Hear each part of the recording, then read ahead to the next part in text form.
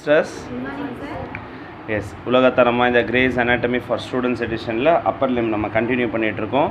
So ஒரு small revision on upper limb நம்ம என்னென்ன பார்த்துட்டு இருந்தோம்னா, முன்னாடி பார்த்துட்டு இருந்த போன் பேர் வந்து கிளாவிக்கல், பின்னாடி வந்து ஸ்கேப்புலா. கிளாவிக்கல் வந்து ஸ்டர்னமில் மேனுபரை ஸ்டர்னமில் கனெக்ட் ஆகுது.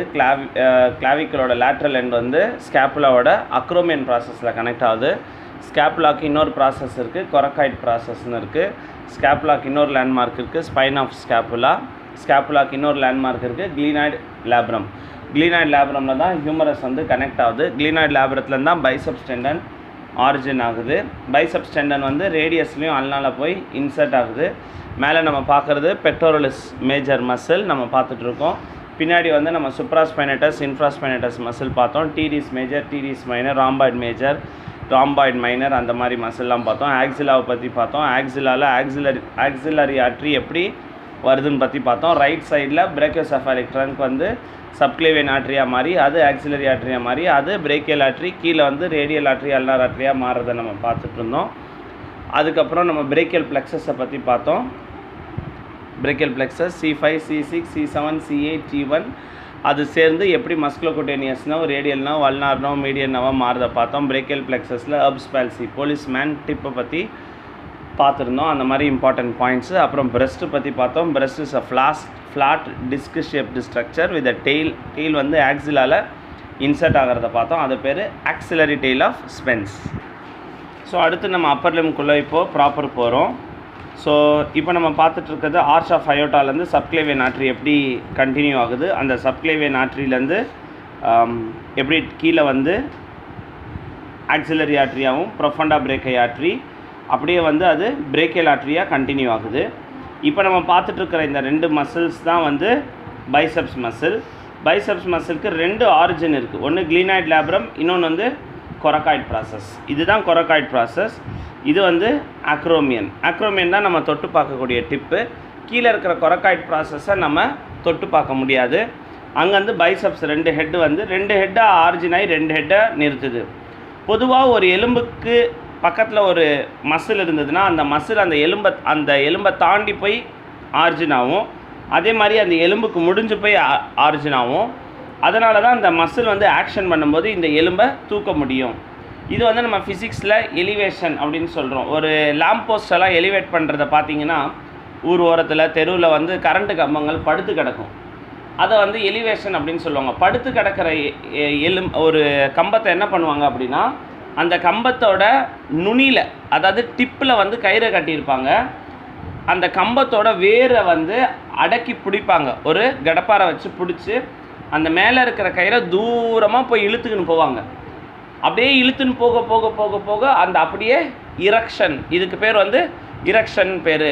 ஒரு சிலையாக இருக்கட்டும், சாமி சிலையை கூட அப்படி தான் இரெக்ஷன் பண்ணுறாங்க. பெரிய பெரிய அனுமார் சிலை, பெரிய பெரிய பெருமாள் சிலைலாம் பார்த்திங்கன்னா க்ரேன் வச்சு இரெக்ஷன் அப்படி தான் பண்ணுவாங்க. யாரும் தூக்கிட்டு போய் அப்படியே சின்ன சிலைனா கயிறு கட்டி அப்படியே தூக்கி ஃபோர்க் லிஃப்ட் பண்ணி வைக்கலாம். ஆனால் பெரிய பெரிய சிலைங்க 30 அடி 40 அடி 60 அடி 100 அடி சிலைங்க வந்து தூக்கிலாம் வைக்க முடியாது. அதை என்ன பண்ணுவாங்கன்னா கயிறு வச்சு எலிவேட் பண்ணுவாங்க. கீழே ப்ரெஷர், நீங்கள் இந்த பாகுபலி படத்தில் பார்த்தீங்கன்னா உங்களுக்கு நல்லா ஞாபகம் இருக்கும். அந்த சிலை எரெக்ஷன் பண்ணும்போது நான் ஆயிரக்கணக்கான பேர் வந்து அப்படியே தேரை போட்டு இழுத்துன்னு போகும்போது அப்படியே அந்த சிலை, அந்த வில்லனோட சிலை வந்து அப்படியே எலிவேஷன் ஆகிறத நம்ம அதில் அழகாக பார்ப்போம். ஸோ அதே பிரின்சிபிள் தான் இந்த ஹியூமரஸை ஃப்ளெக்ஷன் எக்ஸ்டென்ஷன் பண்ணணும் அப்படின்னா இந்த பைசெப்ஸ் டெண்டன் தான் இந்த இழுத்துன்னு போகிறவங்க.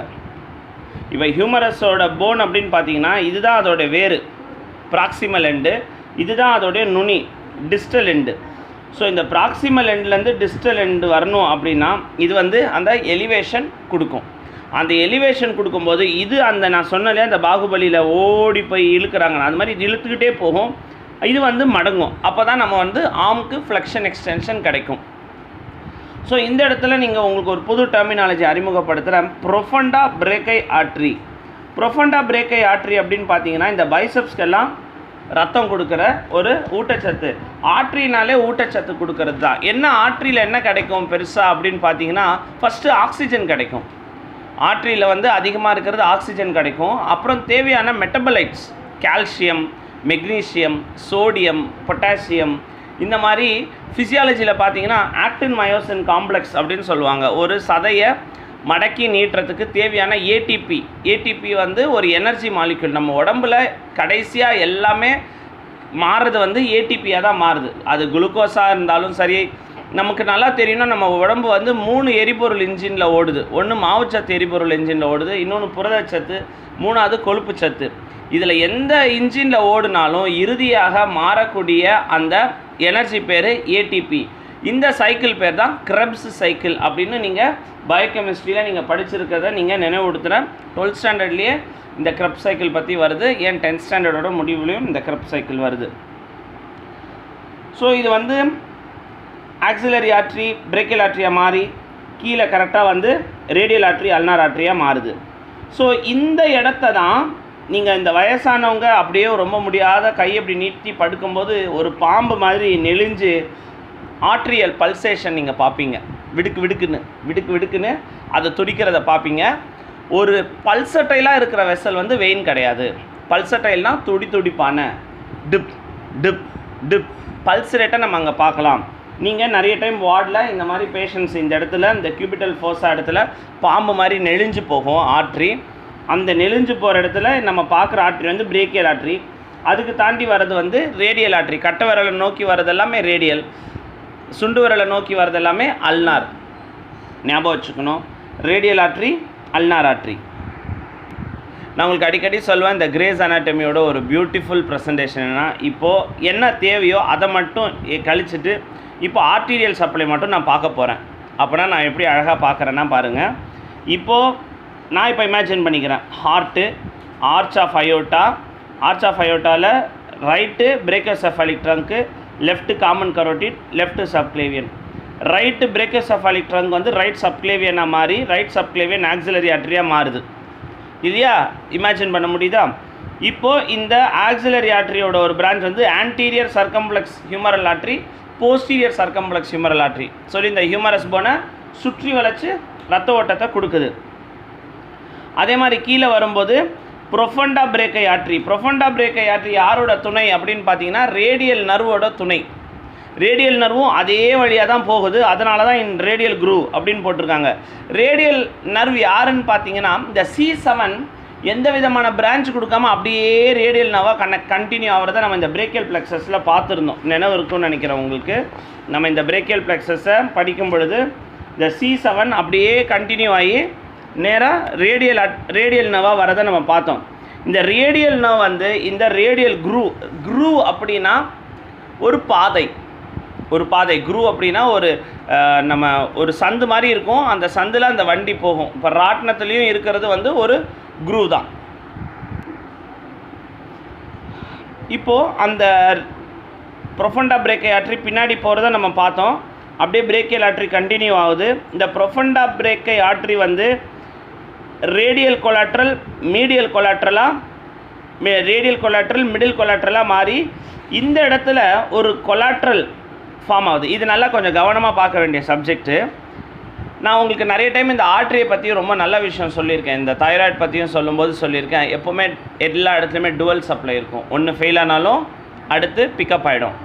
பிரெயினும் அப்படி தான். Anterior communicating artery, posterior communicating artery. பின்னாடியிலேருந்து மூலத்தண்டு வழியாக வர்டிபிரல் ஆர்ட்ரிலேருந்து சப்ளை வரும், முன்னாடியிலேருந்து கரோட்டிட் ஆர்ட்ரிலேருந்து சப்ளை வரும். ஸோ இவங்க இப்படி ஊற்றுவாங்க, இவங்க இப்படி ஊற்றுவாங்க. ஸோ ரெண்டு பக்கம் விழும்போது அப்படியே வந்து இங்கேருந்து கொஞ்சம் வரலனாலும் இது கொஞ்சம் தாண்டி போகும், இங்கேருந்து கொஞ்சம் வரலனா இது கொஞ்சம் தாண்டி போகும். அந்த மாதிரி தான். இதை நல்லா கவனமாக பாருங்கள். ஆக்சிலரி ஆர்ட்ரி வருது, இது பிரேக்கியல் ஆர்ட்ரியாக கண்டினியூ ஆகுது, வந்துக்கிட்டே இருக்கட்டும். இது ரேடியல் ஆர்ட்ரியும் அல்னார் ஆர்ட்ரியாகவும் மாறுது. அது வரைக்கும் ஞாபகம் வச்சுக்கலாம். இந்த பிரேக்கியல் ஆர்ட்ரிலேயே ஒரு பிரான்ச் வந்து ப்ரொஃபண்டா பிரேக்கை ஆர்ட்ரி. இப்போது இந்த ரேடியல் ஆர்ட்ரி வந்து ரேடியல் ரெக்கரண்ட்ன்ற வார்த்தை நம்ம எங்கே பார்த்தோம்? ரெக்கரண்ட் லெரிஞ்சியல் நர்வ் அப்படின்னு பார்த்தோம். ரெக்கரண்ட்னா தொடர்ந்து, ரெக்கரண்ட் நிமோனியானா தொடர்ந்து நிமோனியா வருது. இவங்க லீவ் வந்து ரெக்கரண்ட்டாக லீவ் போடுறாங்க, இவங்க ரெக்கரண்ட்டாக லோன் கேட்குறாங்கன்னா ரெக்கரண்ட்டாக கடன் கேட்குறாங்கன்னு அர்த்தம். ரெக்கரண்ட்டாக ஆப்சண்ட், தொடர்ந்து ஆப்சண்ட். ரெக்கரண்ட் அப்படின்னா கரண்ட்னா தற்பொழுது, ரெக்கரண்ட்னா திரும்ப அப்படின்னு அர்த்தம். ஸோ அப்போ இந்த ரேடியல் ஆர்ட்ரிலேருந்து ரெக்கரண்ட் ரேடியல் ஆர்ட்ரி, அல்னார் ஆர்ட்ரியிலேருந்து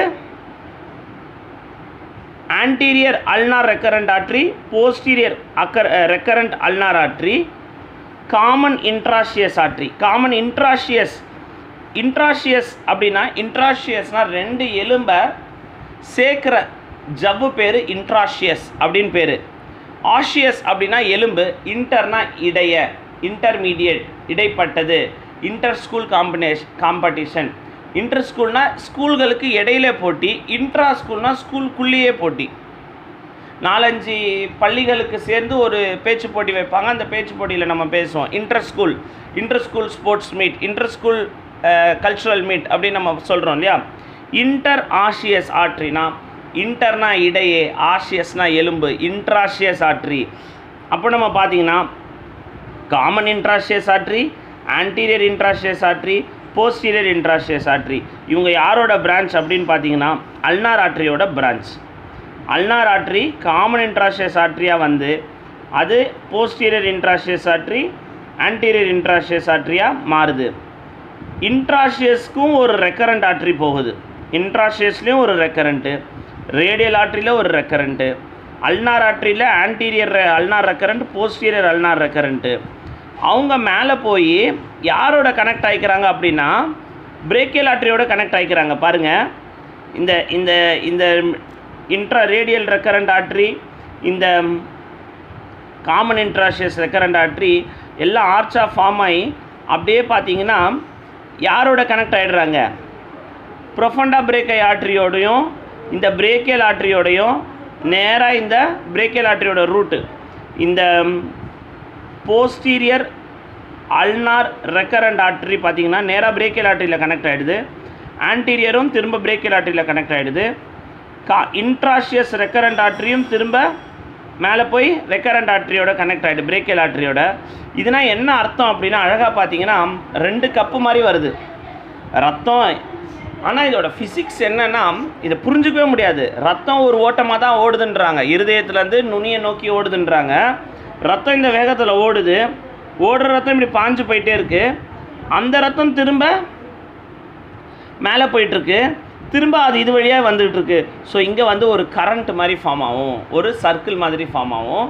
ஏன் அப்படின்னா அதிகமான செயல்பாடுகள் இங்கே இருக்கிறதுனால, அதிகமான ரத்த ஓட்டம் இருக்கணும், பேட்ரி பேக்கப் இருக்கணும். சொல்கிறாங்களே சிஸ்டம் ஆஃபே ஆகக்கூடாது, இது அதனால தான் ஜென்ரேட்டர்லாம் வைக்கிறாங்க, 1 கோடி ரூபாய் செலவு பண்ணி ஜென்ரேட்டர் வைக்கிறாங்க. அந்த இது இப்போ சிஸ்டம் ஆஃப் ஆகிடுச்சுன்னா அது பல்ப் எல்லாம் ஃபியூஸ் ஆகிடும், ரொம்ப செலவு வச்சிடும். அதனால எப்போவுமே ஒரு ஜென்ரேட்டர் இருக்கணும், ஜென்செட் இருக்கணும்னு சொல்லுவாங்க. இந்த மாதிரி இருக்கிற ஒரு ஸ்ட்ரக்சர் பேர் வந்து கொலாட்ரல்ஸ் அப்படின்னு பேர். கொலாட்ரல்ஸ் ஒரு இங்கிலீஷ் படம் வந்தது, கொலாட்ரல் டேமேஜ் அப்படின்னு. நீங்கள் இந்த 90s கிட்ஸ்க்கெல்லாம் தெரிஞ்சிருக்கும் கொலாட்ரல் டேமேஜ் அப்படின்னு. கொலாட்ரல்னால் முன்னாடியே அடி பின்னாடியே அடி, முன்னுக்கும் பின்னுக்குமா. அதாவது இந்த கொலாட்ரல்னால் இவர் ரத்தம் கொடுக்கலனாலும் இவர் கொடுப்பாரு, இவர் கொடுக்கலனாலும் இவர் கொடுப்பாரு. ஸோ வந்து இந்த பேர் வந்து சிஸ்டம்க்கு பேர் கொலாட்ரல் சிஸ்டம். இது மாதிரி உடம்புல நம்ம பல இடங்களில் பார்ப்போம், இருதயத்தில் பார்ப்போம், நுரையீரலில் பார்ப்போம், மூளையில் பார்ப்போம். ஸோ இது வந்து எதுக்கு அப்படின்னா எங்கே வந்து ரத்த ஓட்டம் அதிகமாக தேவைப்படுதோ அங்கெல்லாம் கொலாட்ரல்ஸ் இருக்கும். ஸோ இதுக்கு பேர் brachial artery and branches. So உங்களுடைய அசைன்மெண்ட்டில் 7.65 பேஜ் நம்பர் 675 நீங்கள் நோட் பண்ணிக்கோங்க. இப்போது நம்ம அடுத்து பார்க்கக்கூடியது வந்து இந்த வெயின்ஸ் ஆஃப் தி ஆர்ம். நான் உங்களுக்கு ஆல்ரெடி போன கிளாஸில் லாஸ்ட்டாக சொல்லும்போது இந்த சிஸ்டர்ஸ்க்கு இந்த லேப் டெக்னீஷியனுக்கெலாம் வெயின் எடுக்க தெரியலன்னா உடனே சரியாகவே சாப்பிடல போல், ரொம்ப வீக்காக இருக்கீங்க, பேஷண்ட்க்கு எப்பயாவது நம்ம ரொம்ப நீங்கள் வீக்காக இருக்கீங்கன்னா உடனே ஹாப்பி ஆகிடுவாங்க. அவர் பாரு அந்த சிஸ்டரே சொல்லிட்டாங்க போய் நல்லா சாப்பிடுமா, நல்லா சாப்பிட்டு வந்து உடம்பை தேத்தின்னு வந்து ரத்தம் எடுங்கன்னு சொன்னோடனே நம்மளுடைய இயலாமைக்கு வந்து அவங்க வந்து ஒரு இந்த யானை பசிக்கு சோளப்பொரி போட்ட மாதிரி ஆகிடுது. அவங்களுக்கும் ஹாப்பி, உங்களுக்கும் ஹாப்பி, உங்களையும் யாரும் திட்ட முடியாது. நீங்கள் வந்து அவங்களுக்கு சரியாக சாப்பிடலன்னு சொல்லிவிடுங்க. சரியாக எடுக்க தெரியாதவங்க தான் அந்த மாதிரி சொல்லுவாங்கன்றதை திரும்ப திரும்ப சொல்லிகிட்டு இருந்தேன். இப்போ நம்ம இந்த ப்ளெக்ஸஸ் எப்படி ஃபார்ம் ஆகுதுங்கிறத பார்ப்போம். ஸோ இப்போ இங்கே ஹார்ட் இருக்குது, superior vena cava inferior vena cava, internal jugular vein, subclavian vein ரெண்டும் சேர்ந்து சுப்பீரியர் வீனா காவாவாக மாறுது. இது வந்து இன்டர்னல் ஜூகுலர், இது வந்து common jugular vein. Internal jugular vein வந்து மூளையிலேருந்து ரத்தம் வடிவு என்னென்னா கெட்ட ரத்தம்லாம் ட்ரெயின் பண்ணிக்குது. முகத்தில் இருக்கிற கெட்ட ரத்தம் எல்லாமே எக்ஸ்டர்னல் ஜூகுலர் வெயின் ட்ரெயின் பண்ணிக்குது. ரெண்டுமே ட்ரெயின் ஆகி சப்க்ளேவியன் வெயினோட கனெக்ட் ஆகி காமன் ஜுகுலர் வெயினாக அது மாறி காமன் ஜுகுலர் வெயினும் சப்க்ளேவியன் வெயினும் கனெக்ட் ஆகி நம்ம இப்போ பார்த்துட்டு இருக்கிறது சப்க்ளேவியன் வெயின். இந்த சப்க்ளேவியன் வெயின் என்னவா தொடருது அப்படின்னா ஆக்சிலரி வெயினாக தொடருது. அப்படியே பார்த்தீங்கன்னா இந்த சப்க்ளேவியன் வெயின் கிட்ட ஒரு வெயின் வந்து கனெக்ட் ஆகுது. இந்த வெயின் என்ன அப்படின்னு பார்த்தீங்கன்னா செஃபாலிக் வெயின். கையில் நம்ம நிறைய டைம் இந்த இடத்துல தோள்பட்டையில் வென்ஃப்ளான் போட்டிருக்கோம், அந்த ஸ்கேப்புலா ஹியூமரஸ் ரீஜனில். ஸோ இது பேர் செஃபாலிக் வெயின். ஆக்சிலரி வெயினில் போட முடியாது நம்ம. ஸோ நம்ம சப்க்ளேவியன் வெயின் வரைக்கும் தான் நம்ம போட முடியும். ஸோ அப்படியே இந்த ஆக்சிலரி வெயினை ட்ரேஸ் பண்ணிகிட்டே வந்தீங்கன்னா அந்த பேஷியாக்குள்ளே பெனிட்ரேட் ஆன உடனே அது பெசிலிக் வெயினாக மாறிடுது. பெசிலிக் வெயின் அப்போது இந்த இடத்துக்கு பேர் வந்து எப்படி வந்து ஆக்சிலரி ஆர்ட்ரி வந்து பேசிலரி ஆர்ட்ரியாக மாறுதோ இங்கே ஆக்சிலரி வெயின் வந்து பெசிலிக் வெயினாக மாறுது. இந்த செஃபாலிக் வெயின் அப்படியே கனெக்ட் ஆகுது. இப்போது இந்த பெசிலிக் வெயினும் இந்த செஃபாலிக் வெயினும் இந்த இடத்துல ஒரு H shaped structure, basilic vein cephalic vein ஒரு உள்ளே வந்து அதோடைய கொலாட்ரல்ஸ்லாம் வர ஆரம்பிச்சிடும். ஸோ இதையும் நீங்கள் வந்து உங்களுடைய அசைன்மெண்ட்டாக எடுத்துக்கலாம். Page number 677 figure number 7.66. இப்போ அப்படியே நம்ம இந்த நரம்புகள் அதாவது வெயின்ஸ், இனிமேல் வந்து இந்த நரம்பே கிடைக்கல சார் பேஷண்ட்டுக்கு சொல்லக்கூடாது. நரம்புனா நர்வ், வெயின்னா கெட்ட ரத்த குழாய் இல்லை அசுத்தமான ரத்தம் எடுத்து போகும் குழாய். பேஷண்ட்டுக்கு நரம்பே கிடைக்கல சார், பார்த்தோம் சார், சீனியர் சிஸ்டர் கூட வந்து பார்த்தாங்க சார், நரம்பே அகப்படலை சார், அவங்க ரொம்ப நைஸ் வெயினாக இருக்குது சார், நைஸ் நரம்பாக இருக்குது. நரம்பே யூஸ் பண்ணக்கூடாது. நரம்புங்கிற வார்த்தை நர்வ்ஸ்க்கு தான் யூஸ் பண்ணணும். ஆனால் காமன் பேஷண்ட் என்ன சொல்லுவாங்க, நரம்பே கிடைக்கல சார் அவங்களுக்கு. சிஸ்டர் கூட, பெரிய சிஸ்டர் கூட பாவம், நம்ம மேலே அவ்வளோ அக்கறை அவங்களுக்கு. பெரிய சிஸ்டர் கூட வந்து பார்த்துட்டாங்க, அவங்களுக்கு கூட நரம்பு அகப்படலை சார் அப்படின்வாங்க. அப்போ பெரிய சிஸ்டருக்கும் தெரியல அப்படின்னு அர்த்தம். ஸோ இந்த நரம்புங்கிற வார்த்தை வெறும் நர்வுக்கு வச்சுக்கணும். நம்ம வெயினுக்கு வந்து அசுத்த ரத்த குழாய், நல்ல ரத்த குழாய் வந்து ஆர்ட்ரி அப்படின்னு நம்ம பேர் வச்சுக்கணும், இல்லை ஆர்ட்ரி வெயின் அப்படின்னு சொல்லிக்கலாம். ஸோ இந்த நரம்புகள், இந்த நர்வ்ஸ் அப்படின்னு பார்த்தீங்கன்னா 4 நரம்புகள் தான் நம்மளுடைய இந்த பிரேக்கியல் பிளெக்ஸஸ்குள்ளே போகுது. அதை தொடர்ந்து வலியுறுத்திக்கிட்டே வரேன். ஸோ அது வந்து musculocutaneous nerve, radial nerve, median nerve, ulnar nerve. So இவங்க எப்படி வராங்க அப்படிங்கிறத நம்ம பார்க்குறோம். இப்போது நடுவில் வர்றது மீடியன் நர்வ், பின்னாடி வர்றது அல்னார் நர்வ். மஸ்குலோகுட்டேனியஸ் நர்வ் இந்த பைசப்ஸ்க்கு இடையில் புகுந்து வருது. ரேடியல் நர்வ் ரேடியல் குரூவ் வழியாக வந்து அப்படியே இங்கே கண்டினியூ ஆகுது. ஸோ கையில் வரும்போது இந்த 4 நரம்புகள் தொடர்ந்து பயணிச்சுக்கிட்டே வருது. இப்போ கையோட பின்பக்கம் அப்படின்னு நம்ம பார்த்தோம்னா இது வந்து ட்ரைசெப்ஸை கட் பண்ணி காட்டியிருக்காங்க. ஸோ ட்ரைசெப்ஸோட 2 ஹெட்டுக்கு நடுவில் தான் அந்த ரேடியல் குரூவ் போகுது. அந்த ரேடியல் குரூவில் தான் ப்ரொஃபண்டா பிரேக்கை ஆர்ட்ரி, ரேடியல் நர்வும் போகுது. இப்போ நம்ம பார்த்துட்ருக்கிறது இது ரேடியல் நர்வ். ஸோ இந்த ரேடியல் நர்வ் தான் பின்னாடி போஸ்டீரியர் குட்டேனியஸ் நர்வாக மாறுது. அது எல்போ சைடில் போஸ்டீரியர் குட்டேனியஸ் நர்வாக மாறுது. Ulnar nerve. ஸோ கையில் வந்து 4 நரம்புகள் போகுது. சுண்டு விரலை நோக்கி அல்னார் நர்வ், கட்டை விரலை நோக்கி ரேடியல் நர்வ், இந்த நடுப்பகுதியை நோக்கி மீடியன் நர்வ், மஸ்குலோகுட்டேனியஸ் நர்வ் மேல் பகுதிக்கு சப்ளை பண்ணுது அப்படிங்கிறத தெரிஞ்சுக்கலாம். உங்கள் அசைன்மெண்ட்டில் page number 678 figure number 7.67 note பண்ணிக்கலாம். ஸோ இந்த எல்போ ஜாயிண்ட் வந்து மிகவும் ஒரு நல்ல வலிமையான ஜாயிண்ட், மிகவும் ஒரு யூஸ்ஃபுல்லான ஜாயிண்ட். நீங்கள் பார்த்தீங்கன்னா இந்த ப்ரொக்ளைன் இயந்திரங்கள், இந்த ஜேசிபி இயந்திரங்கள், இவங்களுக்கெல்லாம் பார்த்தீங்கன்னா யார் முன்னோடியாக இருந்திருக்காங்க, யாரை பார்த்து இன்ஸ்பயர் ஆனன்னு சொல்லுவாங்க இல்லையா. சச்சினை கேட்டிங்க அப்படின்னா அவர் வந்து ஒருத்தரை பார்த்து இன்ஸ்பயர் ஆனாங்கன்னாங்க. யாரை கேட்டிங்கனாலும் உங்களோட ரோல் மாடல் யாரையே நீங்கள் முன்னுதாரணமாக வச்சு உங்களோட வாழ்க்கையோட பயணத்தை தொடங்கியிருக்கீங்க அப்படின்னா இவர் என்னுடைய முன்னுதாரணம், எங்கள் ஆசிரியர், எங்கள் மேக்ஸ் டீச்சர், இவரை போல் நான் வரணும் அப்படின்னு நான் யோசித்தேன் அப்படின்னு. இந்த ப்ரொக்ளைன் இயந்திரங்களுக்கு எல்லாமே, இந்த ஜேசிபி இயந்திரங்கள் எல்லாமே எதை வச்சு வடிவமைக்கப்பட்டதுன்னா நம்மளோட கைகளை வச்சு தான் வடிவமைக்கப்பட்டது. அதில் எந்த மாற்று, நிறைய பேர் என்ன நினைப்பாங்க, அது போலவே நம்ம கை இருக்குது பாரு, நம்ம கையை போல தான் அது இருக்குது, இன்னும் வேலை செய்யுது மூளை, மனுஷன் மூளை போல் வேலை செய்யுதுப்பா சொன்னா எல்லாம் மனுஷ மூளை தான் அதை கண்டுபிடிச்சது. ஸோ இயந்திரங்கள் அனைத்தையுமே கண்டுபிடித்தது நம்மளுடைய மனித மூளை தான். இந்த மனித மூளை தான் இந்த ப்ரொக்ளைன் இயந்திரங்கள் கீழே 500 அடி பள்ளத்தாக்கில் வந்து ஒரு லாரி பஸ்ஸெல்லாம் விழுந்து கிடக்கும். ஊட்டி கொடைக்கானல்லாம் பார்த்தீங்கன்னா இப்போ ஹேர்பின் பெண்டில் விழுந்து கிடந்தால் ப்ரொக்ளைன் இயந்திரங்களை வச்சு தூக்குவாங்க. நிறைய படத்தில் பார்த்துருப்பீங்க, இந்த காரு ஜீப்பு வந்து வில்லனோட காரு ஹீரோயினோட கார்லாம் வந்து அந்த பாலத்தில் போய் விழுந்துடும். அடுத்த நாள் காலையில் ஒரு ஆம்புலன்ஸ் சத்தத்தோடு வந்து இயந்திரங்களை வச்சு காரை தூக்குவாங்க. அப்படியே மர்மமான முறையில் சாவு அப்படின்னு போட்டு ஒரு காட்டுவாங்க, அந்த இந்த ரோப் பேண்ட் எல்லாம் கட்டி. ஸோ அந்த இயந்திரங்கள்லாம் எதை வச்சு பார்த்துருக்காங்களா, இந்த எல்போ ஜாயிண்ட்டை வச்சு தான் பார்த்து எடுத்திருக்காங்க. இந்த எல்போ ஜாயிண்ட்டில் எந்த எலும்புகள் வந்து பங்கேற்கிறாங்க அப்படின்னு பார்த்தீங்கன்னா, ஃபஸ்ட்டு ஒரு ஜாயிண்ட் அப்படின்னு எடுத்துட்டாலே ஜாயிண்ட்டுக்கு ஒரு பேரை வச்சிடணும்.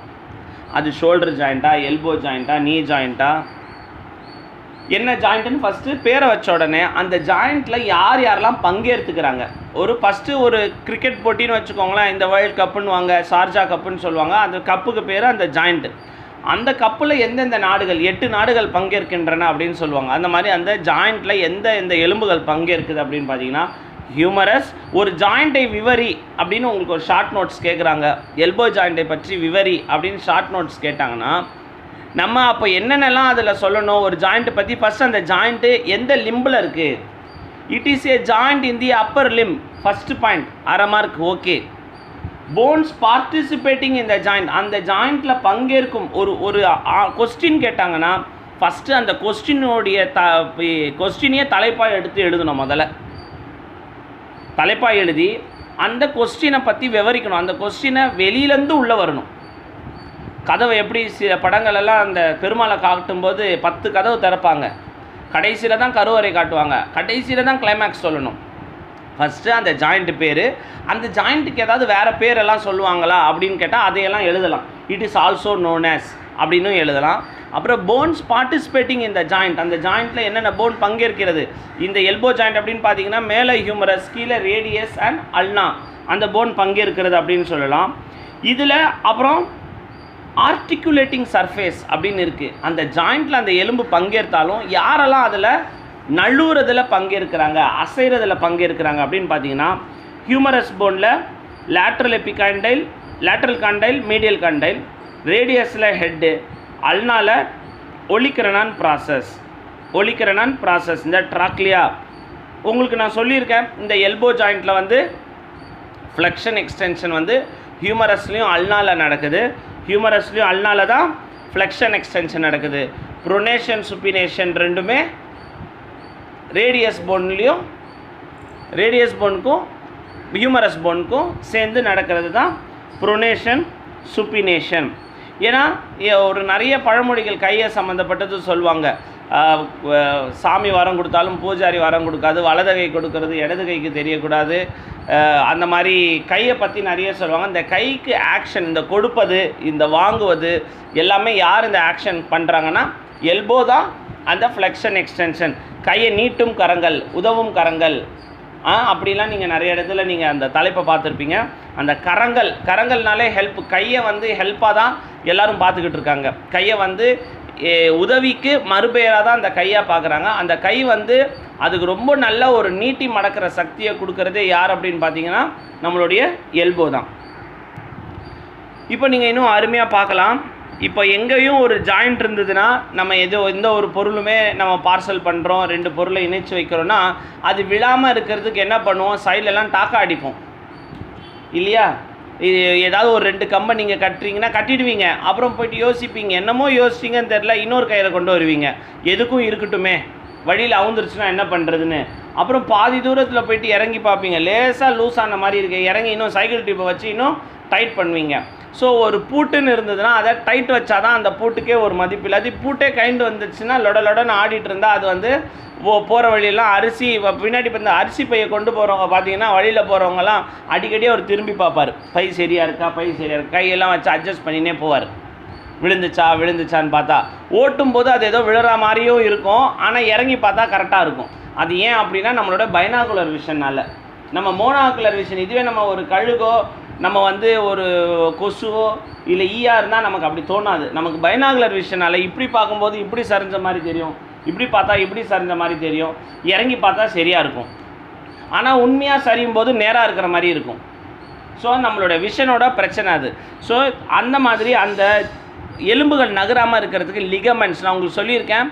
Muscles are condensed into tendons. டெண்டான்ஸுங்கிறது compressed muscles are called tendons. ஒரு மசில் ஒரு இடத்துல இருந்து வந்து அது எலும்பில் சொருகும் பொழுது அதுக்கு பேர் டெண்டான்.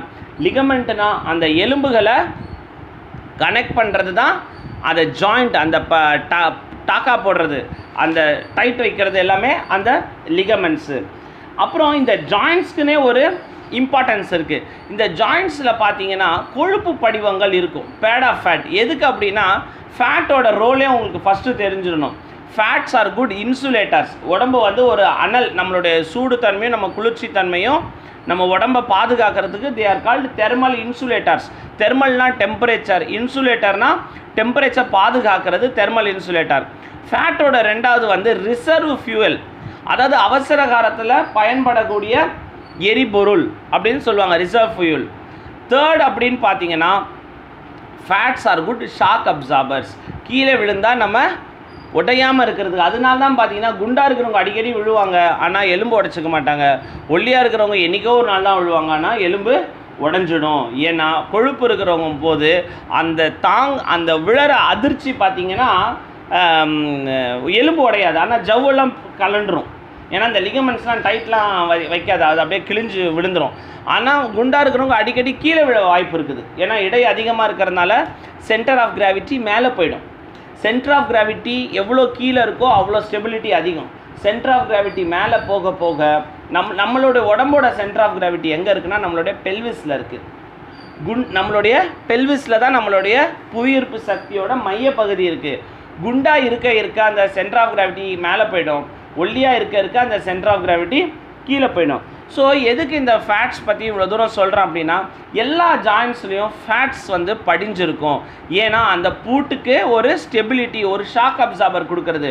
இப்போ நீங்கள் வண்டிலாம் பார்த்தீங்கன்னா 2 வீலரில் முன்னாடி ஒரு ஷாக் அப்சார்பர், பின்னாடி. இப்போ ஏன் சைக்கிளுக்கே வருது ஷாக் அப்சார்பர், ரேஞ்சர் சைக்கிளுக்கெலாம் ஷாக் அப்சார்பர் வச்ச சைக்கிள் இருக்குது. என் பழைய காலத்து சைக்கிளில் 2 கொடை மாதிரி ஒன்று நீட்டி வைப்பாங்க, ஸ்ப்ரிங் மாதிரி இருக்கும். லாரியிலலாம் பார்த்தீங்கன்னா பின்னாடி பட்டை தகடு இருக்கும், கார்லலாம் பார்த்தீங்கன்னா ஸ்ப்ரிங் இருக்கும். ஸோ ஷாக் அப்சார்பர்ஸ் அப்படின்னே வந்து சஸ்பென்ஷன்ஸே ஒரு தனி ஃபீல்டு. டென்ஷன் ஸ்ப்ரிங்கை வச்சு வேலை செய்வாங்க. ஸ்ப்ரிங்குக்கு எப்போவுமே ஒரு டென்ஷன் இருக்கும், அந்த ப்ரெஷரை மடங்கி நீட்டிக்கும். ஸோ அந்த டென்ஷனை யார் கொடுக்குறாங்க, இந்த ஷாக் அப்சார்பர் வேலை யார் கொடுக்குறாங்கன்னா ஃபேட்ஸ். ஏன்னா ஜாயின்ட்ஸ் அடிக்கடி கீழே விழுறதுக்கான வாய்ப்பு இருக்குது, ஜாயின்ட்ஸ் அடிக்கடி இடிச்சுக்கிறதுக்கு வாய்ப்பு இருக்குது. அதனால் அதை சுற்றி ஒரு பாதுகாப்பு கவசம், அந்த கொழுப்பு படிவம் இருக்கும். அதுக்கப்புறம் இன்னொரு டெர்மினாலஜி உங்களுக்கு இன்ட்ரடியூஸ் பண்ணுறேன், பர்சா. பர்சானா என்னென்னா அந்த ஜாயிண்ட் நகராமல் இருக்கிறதுக்கு, அந்த ஜாயிண்ட் கீழே விழும்போது அந்த ஜாயிண்ட் தேயாமல் இருக்கிறதுக்கு. நீங்கள் இந்த ஸ்கூல் பசங்களாம் ஸ்கேட்டிங் பண்ணி பார்த்துருப்பீங்க, சில இடங்களில் நகர்ப்புறங்களில் பார்த்துருப்பீங்க. இந்த 2லேருந்து 5 வயசு பசங்களை தாய்மார்கள் வெளியே சுற்றி நின்று பார்க்குறதும், அந்த குழந்தைங்கள்லாம் இப்படி வாழ்க்கையில் எவ்வளோ ஓட்டம் அதிகமாக இருக்குது, இந்த வயசுலேயே ஓட்டம் காட்ட கொடுப்பாங்க. அவங்க பார்த்திங்கன்னா தலையில் ஒரு கவசம், கைக்கு முட்டிக்கு ஒரு கவசம், காலுக்கு ஒரு கவசம், உள்ளங்காலுக்கு ஒரு கவசம் போட்டிருப்பாங்க, கீழே விழுந்தால் உடையாமல் இருக்கிறதுக்கு. ஆனால் நம்ம இயற்கையிலேயே அங்கே ஒரு என்ன சொல்கிறது, ஒரு கவசம் மாதிரி கொடுத்துருக்காங்க. அந்த கவசத்துக்கு பேர் தான் பர்சா. அந்த கவசத்துக்கு பேர் பர்சா. அந்த ஜாயிண்ட்டு ஏதாவது தெரியாமல் நம்ம முட்டி டமால்னு கீழே விழுந்தால் கூட நேராக அந்த பூட்டு ஃபேட்ஸை தாண்டி, அந்த எலும்பை தாண்டி, அந்த ஒன்றுமே ஆகாமல் இருக்கிறதுக்கு, தேயாமல் இருக்கிறதுக்கு என்ன பண்ணுவாங்க அப்படின்னா அங்கே ஒரு பர்சா இயற்கையிலே வைக்கப்பட்டிருக்கு, நம்ம வைக்கலை. இயற்கையிலேயே அவ்வளோ பாதுகாப்பு அம்சங்கள் கொண்டது தான் ஒவ்வொரு பூட்டும். இந்த பர்சா எங்கெங்கெல்லாம் இருக்குது பார்த்தீங்கன்னா எல்போ ஜாயிண்ட்டில் இருக்குது, ஷோல்டர் ஜாயிண்ட்டில் இருக்குது, நீ ஜாயிண்ட்டில் இருக்குது, ஆங்கிள் ஜாயிண்ட்டில் இருக்குது. நம்ம அந்தந்த பூட்டுகள் பார்க்கும் பொழுது நம்ம அங்கங்கே பார்க்கலாம். ஸோ உங்களுடைய அசைன்மெண்ட்டில் நீங்கள் எடுத்துக்க வேண்டியது page number 681, figure number 7.70 AB மற்றும் page number 682, figure number 7.71, figure number 7.72 A மட்டும். ஸோ இந்த பர்சா இப்போ நீங்கள் என்னென்னலாம் பார்த்தீங்கன்னா ஒரு ஜாயிண்ட்டுக்கு பேர், போன்ஸ் பார்ட்டிசிபேட்டிங் இந்த joint, articulating surface, moments occurring at the joint. அந்த ஜாயிண்ட்டில் என்னென்ன மூமெண்ட்ஸ் ஆகுது, flexion extension, pronation சுப்பினேஷன், abduction adduction எல்லாமே நடக்குது, அதை பற்றி விவரிக்கணும். அந்த இடத்துல என்னென்ன மசில்ஸ் வருதுன்னு விவரிக்கலாம். வேன் ஸ்ட்ரக்சர், வெயின், ஆர்ட்ரினோ. ஒரு அனாட்டமி கொஸ்டினை எப்படி ஆன்சர் பண்ணணும்னா இப்படி தான் ஆன்சர் பண்ணணும். தலைப்பு, அந்த தலைப்பில் பங்கேற்கும் பெருந்தலைகளை பற்றி ஒரு 2-3 பாயிண்ட்டு, அதுக்கப்புறம் அந்த இடத்துல வந்து முக்கியமான அசைவுகள், முக்கியமான செயல்பாடுகள் என்னென்ன நடக்குது, ஃபங்க்ஷன்ஸ் ஆஃப் தி, அது ஒரு ஜாயிண்ட்டாக இருக்கலாம், அது ஒரு போனாக இருக்கலாம். அப்புறம் வேன் ஸ்ட்ரக்சர் பற்றி கண்டிப்பாக சொல்லணும். அங்கே வரக்கூடிய வெயின், அந்த வரக்கூடிய நதி பேர் என்ன, ஆர்ட்ரி, அங்கே எடுத்துகிட்டு போகிற கால்வாய், அந்த கனால் கெட்ட அசுத்தரத்தை எடுத்துகிட்டு போகிற வெயின் பேர் என்ன, அங்கே என்ன நரம்புகள் பங்கேற்கின்றன அதை பற்றி சொல்லணும். அப்ளைடு அனாட்டமி அப்படின்னா அங்கே என்னென்ன பிரச்சனைகள் நடக்கலாம். எல்போ ஜாயிண்டில் பார்த்தீங்கன்னா டென்னிஸ் எல்போன்னு ஒன்று இருக்குது, கேள்விப்பட்டிருப்பீங்க. சச்சின் டெண்டுல்கருக்கு எல்லோரும் கேட்டாங்க, கிரிக்கெட் ஆடுறவருக்கு ஏன் டென்னிஸ் எல்போ வருது, அவர் என்ன கிரிக்கெட் ஆடாமல் டென்னிஸ் விளாண்டாரான்னு கேட்பாங்க. டென்னிஸ் ஆடுறவங்களுக்கு நிறைய வரும். ஏன்னா டென்னிஸ் ஆடுறவங்க பார்த்தீங்கன்னா நீங்கள் நினைக்கிற மாதிரி இப்படி அடிக்க மாட்டாங்க. பெரும்பாலான ஷாட் இப்படி இருக்கும். கிரிக்கெட்டருக்கும் பார்த்தீங்கன்னா பெரும்பாலான ஷாட் ஃப்ரண்ட்டில் 4 ஃபுட் வச்சு நேராக லாங் ஆன் லாங் ஆஃபில் ட்ரைவ் பண்ணணும். இந்த டிரைவிங் ஷாட் 4 முக்கியமாக ராகுல் டிராவிடோட ஷாட்டு, சச்சின் டெண்டுல்கரோட ஷாட்லாம் பார்த்தீங்கன்னா ஒரு கால் முட்டிக்கால் வச்சு ஒரு ஸ்ட்ரோக் அப்படி பண்ணுவாங்க. அப்படி பண்ணும்போது நம்ம யூஸ் பண்ணுற மசில்ஸ் எல்லாமே இந்த எக்ஸ்டென்சார்ஸ்.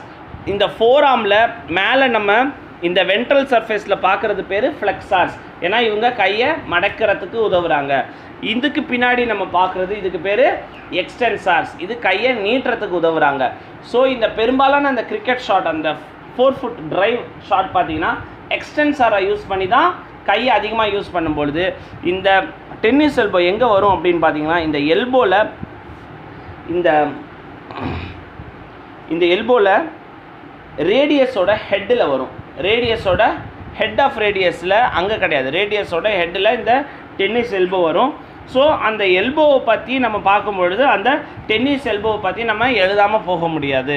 ஸோ ஒரு எல்போ ஜாயிண்ட்டை பற்றி முக்கியமான கேள்வி உங்களுக்கு அனாட்டமியில் நல்ல ஆசிரியர் உங்களுக்கு ஒரு எக்ஸாம் கொஸ்டின் வைக்கிறாங்கன்னா கண்டிப்பாக அப்பர் லிம்பில் எல்போவை பற்றி கேட்காமல் இருக்க முடியாது. எல்போவில் நம்ம ஆர்டரிலாம் வரும்போது அந்த ரெக்கரண்ட் ஆர்டரியை பற்றிலாம் எழுதணும்.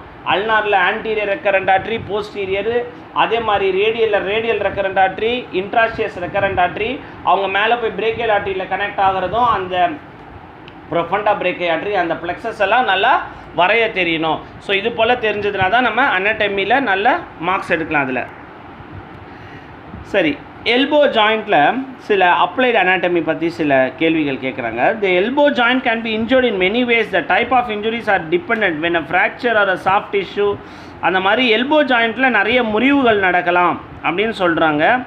ஏன்னா எல்போ ஜாயிண்ட்டில் ஏன் முறிவுகள் நடக்கலாம்னா 3 எலும்புகள் வரதுனால எது வேணால் எங்கே வேணால் பிச்சுன்னு ஓடிடும். பொதுவாக அந்த ஆலிக்ரனன் ப்ராசஸ், அல்னாவோட ஓலிக்ரனன் ப்ராசஸ், ஏன்னா கீழே விழும்போது டமால் அப்படின்னு சொல்லுவோம். அங்கே கொஞ்சம் விழுந்தால் அப்பான்னு சொல்லுவோம், அதுக்கு மேலே அப்பாலாம் சொல்ல முடியாது, டமால்னு நம்ம ஃப்ளாட் ஆகிடும். அப்போ எலும்பு உடஞ்சிருவாங்க, கட்டாக் அப்படின்னு உடையும். அந்த ஆலிக்ரனன் ப்ராசஸோட டிப்பு உடையிறதுக்கு வாய்ப்பு இருக்குது. அதே மாதிரி ரேடியஸோட ஹெட்டு கைண்டரும், ஏன்னா அது டிஸ்க்கு மாதிரி இருக்கும். ஓவராக இப்படி போய் டமால்னு இடிச்சிங்கன்னா நம்ம கை இடிச்சுக்கும். அதனால தான் இந்த சண்டை போட்டுக்கிறவங்களுக்கு அடி வாங்கினவங்களோட அடிக்கிறவங்க தான் அதிகமாக அடிபடும். ஏன்னா ஃபோர்ஸ் விசையோடு போகிறாங்க, போய் ஒரு நிதானமான ஸ்ட்ரக்சர் மேலே இடிக்கிறதுனால அந்த விசையெல்லாம் திரும்பவும் பேக் ஃபயராக அந்த எனர்ஜி அந்த அடிக்கிறவங்க கையில் தான் விழும். நீங்கள் நிறைய டைம் நினச்சிட்ருப்பீங்க அடி வாங்குறவங்களுக்கு தான் நிறைய அடி விழும்னு, அடிக்கிறவங்களுக்கும் சரியான அடி விழும் அப்படிங்கிறது இந்த பாயிண்ட்டை நம்ம தெரிஞ்சுக்கலாம். அப்புறம் மேலேருந்து கீழே விழும்போது Subhra காண்டைலர் fracture of humorous. Condyle உங்களுக்கு சொல்லியிருக்கேன், ஹியூமரஸில் இது மீடியல் எபிகாண்டைல், இது லேட்டரல் எபிகாண்டைல், அந்த பகுதிக்கு பேர் காண்டைல். ஸோ மேலேருந்து ஏதாவது விழும்போது இல்லை யாராவது நம்மளை தடுக்கும் பொழுது ஏன் கையில் நிறைய இன்ஜுரிஸ் நடக்கும்னா இந்த அசால்ட்டு அடித்தடிலாம் நடக்கும் ஊர்லன்னா எல்லா இடத்துலையும் நடக்கிறது தான். சரக்கு அடித்து டமால் டுமில் அடிச்சுப்பாங்க. அப்போது இந்த சரக்கு அடித்தவங்க பார்த்தீங்கன்னா குண்டுக்கட்டாக அடி வாங்குவாங்க, எங்கே வேணால் அடி விழும். அடி விழுறதை வச்சு அவங்க சரக்கு அடிச்சிருக்காங்களா சரக்கு அடிக்காதவங்களான்னு நம்ம கண்டுபிடிச்சிக்கலாம். சரக்கு அடிக்காதவங்க நிதானமாக இருப்பாங்க, உஷாராக இருப்பாங்க. அடிக்கும்போது என்ன பண்ணுவாங்க, கையை வச்சு தடுத்துப்பாங்க. சரக்கு அடித்தவங்க அப்படியே மல்லாந்துருப்பாங்க, டம்மால் அடி வாங்கி பயங்கரமாக அடி வாங்குவாங்க. எங்கே விழுறாங்க, அப்படியே ஒரு அரிசி மூட்டை விழுந்த மாதிரி விழுவாங்க. ஆனால் அதே சரக்கு அடிக்கலைன்னா விழும்போது தெரிஞ்சால் கையை நீட்டி பாதுகாக்க பார்ப்பாங்க. ஸோ மணிக்கட்டு உடஞ்சிருந்தாலே அவங்க சரக்கு அடிக்கலைன்னு அர்த்தம், அவங்கள சுதாரிச்சுக்கிட்டாங்கன்னு. மணிக்கட்டு உடையாமல் எங்கே வேணால் உடஞ்சிருக்கு அப்படின்னா அவங்களுக்கு விழும்போது எப்படி விழுந்தாங்கன்னே தெரியலை, சுயநினைவோடு அவங்க விழலை அப்படின்னு அர்த்தம். ஸோ இந்த சுப்ரா காண்டைலர் ஃப்ராக்சர் பற்றி பார்த்தோம். அதுக்கப்புறம் புல்டு எல்போ, அந்த ரேடியஸ் அந்த மராலேருந்து கைண்டு வந்துடும். ஏன்னா இந்த கைப்பிடிச்சி வலிச்சாங்கன்னு தானே சொல்கிறாங்க, போகும்போது அந்த பொண்ணை கைப்பிடிச்சி வலிச்சாங்க, என்ன அப்படி தானே அந்த ஒரு அவசையெல்லாம் சொல்கிறாங்க இல்லையா. அதனால் யாரையாவது அவங்களுடைய விருப்பத்தின் மீறி நம்ம இழுத்தோம் அப்படின்னா அந்த எல்போ அந்த இடத்துலேருந்து கைண்டு வந்துடும். அதுக்கப்புறம் நம்ம உங்களுக்கு பார்த்தது வந்து இந்த எல்போ ஆர்த்ரைட்டிஸ், இந்த தேய்மானம், அப்புறம் இந்த டென்னிஸ் எல்போ பற்றியும் நம்ம உங்களுக்கு சொல்லியிருக்கேன் அப்ளைட் அனாட்டமியில். இப்போ நம்ம பார்க்குறது வந்து ஒரு மரவள்ளி கிழங்கோட ஸ்ட்ரக்சர். இந்த ஸ்ட்ரக்சரை நான் சின்ன வயசுலாம் படிக்கும்போது அப்படியே ஒரு மரவள்ளி கிழங்கு மாதிரி இருக்கும் நம்மளுடைய எல்போ, இந்த கியூபிட்டல் ஃபோசா. இதுதான் முக்கியமான ஸ்ட்ரக்சர். நிறைய இந்த வென்ஃப்ளான் போடுறது, வெயின் போடுறது, சாம்பிள் எடுக்கிறது, அப்புறம் வந்து பிளட் டொனேஷன் பண்ணுறது. பார்த்திங்கன்னா பிளட் டொனேஷன் பண்ணிட்டு வந்தாங்கன்னா ரொம்ப நேரம் அந்த லேபில் பிளட் டெஸ்ட் கொடுத்தவங்க கையை அவங்க மடக்கி வச்சுக்கோங்கன்னு தெரியாமல் சொல்லிட்டுருப்பாங்க ஒரு 2 நிமிஷம். இவங்க சாயந்தரம் வரைக்கும் மடக்கியே வச்சுருப்பாங்க. மடக்கி வச்சு இங்கெல்லாம் வலி எடுத்துக்கிட்டு இருக்கும். ஏன்னா ஒரு சதைனா நீட்டி மடங்கினா தான் அந்த சதைக்கு ஒரு வேலை இருக்கும். ஸோ இப்போ என்ன நம்ம ஸ்ட்ரக்சர் பார்த்துட்ருக்கோன்னா எல்போவோட ஸ்ட்ரக்சர் நம்ம பார்த்துட்ருக்கோம். எல்போ இந்த கியூபிட்டல் ஃபோஸால் யாரெல்லாம் பார்ட்டிசிபேட் பண்ணுறாங்க, இந்த தசைகளை பற்றி பார்க்கலாம். மேலே பார்க்குறது பைசப்ஸ், கீழே பார்க்குறது ட்ரைசப்ஸ், இங்கே பார்க்குறது பிரேக்கியோ ரேடியாலிஸ்னால் அந்த மாத்திரையிலே உங்களுக்கு தெரியணும். அது வந்து பிரேக்கைனா கை, ரேடியாலிஸ்னால் ரேடியஸ் போனை நோக்கி போகுதுன்னு அர்த்தம். அப்புறம் 4 ஆர்ம் ஃப்ளெக்ஸார்ஸ் நான் உங்களுக்கு சொன்னேன் ஆல்ரெடி. இப்போ தான் இந்த மேலே இருக்கிறது ஃப்ளெக்ஸார்ஸ், கீழே இருக்கிறது எக்ஸ்டென்சார்ஸ் அப்படின்னு உங்களுக்கு சொல்லியிருந்தேன். கியூபிட்டல் ஃபோஸாவோட லைன் எங்கே பாஸ் ஆகுதுன்னா the line between the lateral and medial epicondyle. கையில் 2 எபிகாண்டைல் இருக்குது ஹியூமரஸ் போனில். ஒன்று லேட்ரல் எபிகாண்டைல், ஒன்று மீடியல் எபிகாண்டைல். லேட்ரல்னால் உடம்புக்கு வெளிப்புறம் இருக்கிறது லேட்ரல் எபிகாண்டைல், உள்புறம் இருக்கிறது மீடியல் எபிகாண்டைல் அப்படின்னு நமக்கு தெரியும். அப்புறம் இந்த கையில் மேலே வர அந்த 4 நரம்புகள் வந்துக்கிட்டு இருக்கும். ஸோ அதோடைய பிரான்ச்சஸ் பற்றிலாம் நம்ம பார்க்க போகிறோம். அப்புறம் இந்த சில தசைகளுக்கு பேர் ப்ரோனேட்டார் டீரிஸ், சுப்பினேட்டார் மசில், அதுக்கப்புறம் இந்த ஃப்ளெக்ஸார்ஸு, அப்புறம் இந்த வெயின் வருது இல்லையா, இந்த செஃபாலிக் வெயின், பிரேக்கியல் வெயின் வந்து இங்கே கனெக்ட் ஆகி மீடியன் கியூபிட்டல் வெயின் அப்படின்னு இந்த ஹெட் ஸ்ட்ரேப் ஸ்ட்ரக்சருக்கு மாறுது. அதுக்கப்புறம் அந்த செஃபாலிக் வெயினாகவே கண்டினியூ ஆகுது, பெசிலிக் வெயினாகவே கண்டினியூ ஆகுது. நடுவில் கனெக்டிங் வெயின், அந்த நம்ம வென்ஃப்ளான் போடுறோம் இல்லையா, நம்ம பெரும்பாலும் எல்போவில் போடுற வென்ஃப்ளான் எல்லாமே ஒன்று நம்ம மீடியன் கியூபிட்டல் வெயினில் போடுவோம், இல்லை செஃபாலிக் வெயினில் போடுவோம். ஸோ நம்ம வென்ஃப்ளான் போடும்போதே நம்ம எந்த வெயினில் போடுறோன்னு கூட நோட் பண்ணி வைக்கலாம். செஃபாலிக் வெயினில் போடப்பட்டது பெசிலிக் வெயினில், அல்னார் ரீஜனை ஒட்டி வர்றது பெசிலிக் வெயின், ரேடியல் சைடில் வர்றது வந்து செஃபாலிக் வெயின், கனெக்ட் ஆகிறது வந்து மீடியன் கியூபிட்டல் வெயின். பெரும்பாலும் இந்த மீடியன் கியூபிட்டல் வெயின்லையும் வென்ஃப்ளான் போடலாம். இப்படி போட்டால் அது ஒரு ஸ்ட்ரெயிட் ஸ்ட்ரக்சராக வருது, இப்படி போட்டாலும் ஒரு ஸ்ட்ரெயிட் ஸ்ட்ரக்சர், இப்படி போட்டாலும் ஒரு ஸ்ட்ரெயிட் ஸ்ட்ரக்சர். இந்த ஒல்லியாக இருக்கிறவங்க கடுமையான உழைப்பாளிகளுக்கெல்லாம் பார்த்தீங்கன்னா அந்த மாதிரி ஒரு ஸ்ட்ரக்சரை நம்ம பார்க்கலாம். அப்புறம் இந்த கியூபிட்டல் ஃபோஸால் டயாலிசிஸ் பிஸ்டுலா போடுவாங்களாம். ஸோ இப்போ ஒரு புது டெர்மினாலஜி உங்களுக்கு அறிமுகப்படுத்துகிற பிஸ்டுலா ஒரு அர்த்தமே கனெக்ஷன் அப்படின்னு அர்த்தம். 2 வெவ்வேறு பொருளுக்கு இடையில் ஒரு கனெக்ஷன் நடந்ததுன்னா அது ஃபிஸ்டுலா அப்படின்னு பேர். நம்ம எங்கெல்லாம் ஃபிஸ்டுலா ஃபஸ்ட்டு கேட்போம் அப்படின்னா ஆனல் ஃபிஸ்டுலா இன் ஆனோ, ஓபிலெல்லாம் நான் அதை எழுதுறது நீங்கள் பார்த்துருப்பீங்க. ஃபிஸ்டுலா இன் ஆனோனா ஆசன வாயில் ரெக்டம் வந்து மலக்குடல் வந்து ஆசன வாயில் திறக்காமல் பக்கத்தில் இருக்கிற சதையில் திறந்ததுன்னா மோஷன் போனாங்கன்னா ஆசன வாயிலையும் மோஷன் வரும், பட்டக்ஸில் ஒரு சின்ன பகுதியிலேருந்து ஒரு சின்ன இடியாப்பம் பிழிஞ்ச மாதிரி வரும். ஃபிஸ்டுலானா சைடில் ஒரு கனெக்ஷன், ஒரு ஓப்பனிங். அதே மாதிரி எல்போவில் டயாலிசிஸ் ஃபிஸ்டுலா அப்படின்னா என்னென்னா, டயாலிசிஸ்ங்கிற கான்செப்ட் ஃபஸ்ட்டு என்னன்னு தெரிஞ்சுக்கணும். கரானிக் கிட்னி பேஷண்ட்ஸில் செய்யக்கூடிய ஒரு ப்ரொசீஜர். நாள்பட்ட கிட்னி நோயாளி, யூரியா கிரியாட்டின் அதிகமாக இருக்கும், அல்லது கிட்னியோடைய முக்கிய ஃபங்க்ஷன் என்ன, ஃபில்டரிங். அசுத்த பொருட்களெல்லாம் தூக்கி போட்டுட்டு சுத்தமான பொருளை வைக்கிறது தான் டயாலிசிஸோட கான்செப்ட். அது யார் இயற்கையாக நல்லா பண்ணுறாங்க அப்படின்னு பார்த்தீங்கன்னா நம்ம கிட்னி இயற்கையாகவே நல்லா பண்ணுது.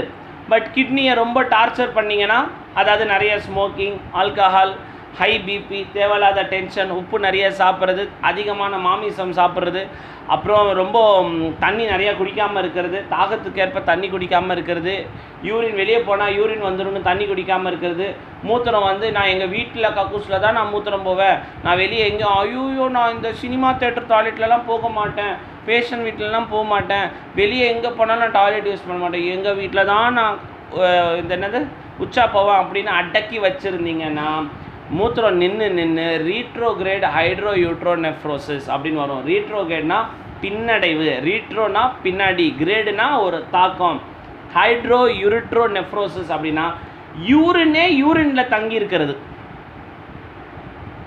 கிட்னிலே யூரின் தங்கி இருந்து அந்த சுத்தமான பொருள். இப்போல்லாம் அந்த கொரோனாவில் என்ன சொல்கிறாங்க, திருப்பூர்லாம் காட்டன் பஞ்சாலை வேலை செய்துருக்கு, செஞ்சதே இன்னும் டெலிவரி ஆகலை, நாங்கள் எப்படி உற்பத்தி செய்கிறது, உற்பத்தி செஞ்சால் வைக்கிறதுக்கு இடம் வேணும்ல. அப்போ கிட்னி யூரினை உற்பத்தி செஞ்சுக்கிட்டே இருக்குது. முன்னாடி உற்பத்தி பண்ணதே வெளியே போகலைன்னா அப்போ இப்போ உற்பத்தியானது, நேற்று உற்பத்தியானது எல்லாமே கலந்து எல்லாமே கெட்டு போய் கிட்னி சீரழிஞ்சு அது வந்து chronic kidney disease. So chronic kidney disease, அப்புறம் இந்த அதிகமான உயர் ரத்த அழுத்தம், ஹை பிபி, கட்டுப்பாடு இல்லாத சர்க்கரையினோட அளவு, அதிக உடல் பருமன், இந்த மாதிரி பல பிரச்சனைகள்னால இந்த கிட்னி பிரச்சனை வருது. இப்போது இந்த கரண்ட் காலகட்டத்தில் நம்ம இந்த டயபெட்டிஸ் நிறைய இருக்கிறதையும் அப்புறம் உடல் உழைப்பு கம்மியாக இருக்கிற காரணத்தினால நம்ம நிறைய கிரானிக் கிட்னி பேஷண்ட்ஸை பார்க்குறோம். இவங்க கொஞ்சம் என்ன பண்ணுறாங்க, அடுத்து இவங்களுக்கு ட்ரீட்மெண்ட் கொடுக்கறதுக்கு கிட்னியை டிரான்ஸ்பிளான்ட் பண்ணுறாங்க. கிட்னியை மாற்று அறுவை சிகிச்சை, அப்பாவோ அம்மாவோ பிரதரோ அவங்கக்கிட்ட கேட்டு, டோனாரை கேட்டு கிட்னியை வைக்கிறாங்க. அப்படி வைக்க வர காலகட்டம் வரைக்கும் ஒரு மீன் டைமில் ஒரு உதவியாக இருக்கிற ப்ரொசீஜர் பேர் தான் டயாலிசிஸ். ஸோ டயாலிசிஸ்னால் என்ன அப்படின்னா, உடம்பில் இருக்கிற ரத்தத்தை, அசுத்த ரத்தத்தை வெளியே ஒரு மிஷினுக்கு தள்ளி அந்த மிஷின் கிட்னி செய்கிற வேலையை செஞ்சு அந்த சுத்தமான ரத்தத்தை திரும்பவும் கொடுக்கறதுக்கு ஒரு ஃபிஸ்டுலா கையில் வச்சுருப்பாங்க. அதனால தான் டயாலிசிஸ் பேஷண்ட் பார்த்திங்கன்னா ஒரு 3-4 தையல் போட்ட மாதிரி லேசாக கொஞ்சம் புடச்ச மாதிரி இருக்கும். அந்த டயாலிசிஸ் பண்ண ஃபிஸ்டுலா இருக்கிற கையில் பிபியோ சுகரோ எதுவுமே நம்ம பார்க்கக்கூடாது, வென்ஃப்ளானும் நம்ம அதில் போடக்கூடாது. அதனால தான் சிஸ்டர் சில நேரம் எழுதுவாங்க, இந்த கையில் பிபி பார்க்க வேண்டாம், இந்த கையில் வென்ஃப்ளான் போட வேண்டாம். ஒரு டயாலிசிஸ் ஃபிஸ்டுலா செய்யப்பட்ட கையில் நம்ம வந்து ஒரு வென்ஃப்ளானோ பிபியோ நம்ம பார்க்கக்கூடாது அப்படிங்கிறது ஒரு அடிப்படையான கருத்து. சரி, அடுத்து நம்ம பார்க்க போகிறது இந்த அப்பர் லிம்பில் இதை வந்து 4 ஆர்ம் அப்படின்னு சொல்கிறோம். மேலே இருக்கிறது ஆர்ம், கீழே இருக்கிறது 4 ஆர்ம். இந்த போன்ஸ் பார்ட்டிசிபேட்டிங் இந்த 4 ஆர்மில் இப்போ நம்ம பார்க்க போகிறோம். இந்த கட்டை விரலை நோக்கி வர எலும்பு வந்து ரேடியஸ், இது அல்னா. இந்த ரேடியஸும் அல்னாவை பார்த்தீங்கன்னா எல்போவில் அல்னா பெருசாக இருக்கும், ரேடியஸ் சின்னதாக இருக்கும். ரிஸ்ட்டில் ரேடியஸ் பெருசாக இருக்கும், அல்னா சின்னதாக இருக்கும். இதுதான் வாழ்க்கையோட தத்துவம். ஒருத்தர் கோவப்படும் போது ஒருத்தர் சமாதானமாக இருக்கணும், இன்னொருத்தர் சமாதானமாக இருக்கும்போது இன்னொருத்தர் கோவப்படலாம் அப்படின்னு ஒரு கான்செப்ட். அதில் பார்த்தீங்கன்னா இந்த 2 எலும்பு ஒன்றோட ஒன்றா, இந்த சப்பல் பார்த்தீங்கன்னா இந்த நம்ம ஒரு பாக்ஸில் எடுத்து வச்சோம் அப்படின்னா கட்டை விரல் வைக்கிற பகுதி, அதாவது விரல்கள் இருக்கிற பகுதியும் குதிங்கால் வைக்கிற பகுதியும் இருக்கும் ஒரு சப்பலில். ரெண்டுமே ஒன்றா வச்சா மூட முடியாது. விரல் வைக்கிற பகுதியில் குதிங்கால் வைக்கிறதையும் குதிங்கால் வைக்கிற பகுதியில் விரல் வைக்கிறதையும் இப்படி செருப்பை மாற்றி வச்சிங்கன்னா தான் பாக்ஸ்குள்ளே அடக்கமாக போகும். அந்த மாதிரி கைக்குள்ளே அடக்கமாக இருக்கணும்னு இந்த எலும்புகள் பார்த்தீங்கன்னா இந்த இடத்துல எல்போவில் இந்த அல்னா ப்ராடாகவும் ரிஸ்ட்டில் இந்த ரேடியஸ் வந்து ப்ராடாகவும் இருக்கிறத நம்ம இங்கே பார்க்குறோம். ஸோ எல்போ ஜாயிண்டில் பார்ட்டிசிபேட்டிங் எலும்பு உங்களுக்கு தெரியும். ரிஸ்ட் ஜாயிண்டில் பார்ட்டிசிபேட்டிங் போன்ஸ் வந்து carpal bones and radius ulna. Carpal bones 8, radius ulna 2. So மொத்தம் 10 எலும்புகள் நம்மளுடைய ரிஸ்ட்டில். எலும்புகள் அதிகரிக்க ரேஞ்ச் ஆஃப் மூமெண்ட்ஸ் அதிகரிக்கும். ப்ரிசிஷன் செயல்பாடுகள், துல்லியமான செயல்பாடுகள் இன்னும் நல்லா இருக்கும் அப்படிங்கிறது தான் உண்மை. ஸோ இந்த 2 இடத்துலையும் 2 சந்துகள் பார்க்குறோம். இந்த எல்போவில் நம்ம பார்க்குறது வந்து கியூபிட்டல் ஃபோஸா, ரிஸ்ட்டில் நம்ம பார்க்குறது வந்து கார்பல் டனல். ஏற்கனவே போன கிளாஸில் நான் அதை பற்றி சொல்லியிருக்கேன். உங்களுடைய அசைன்மெண்ட்டில் பேஜ் நம்பர் 686 ஃபிகர் 7.74 அதில் பிசிடி 3 டயக்ராமை வரைஞ்சிக்கோங்க. அதே மாதிரி இப்போ நம்ம இந்த இடத்துல நம்ம பார்க்குறது கார்பல்ஸ் பார்க்குறோம். கார்பல்ஸ்க்கு அடுத்தபடியாக நம்ம இந்த உள்ளங்கையில் பங்கேற்கிற இந்த எலும்புகள் பேர் வந்து மெட்டாகார்பல்ஸ் அப்படின்னு பேர். இது கார்பல்ஸ், இது மெட்டாகார்பல்ஸ். இது பேர் ஃபேலிங்ஸ்.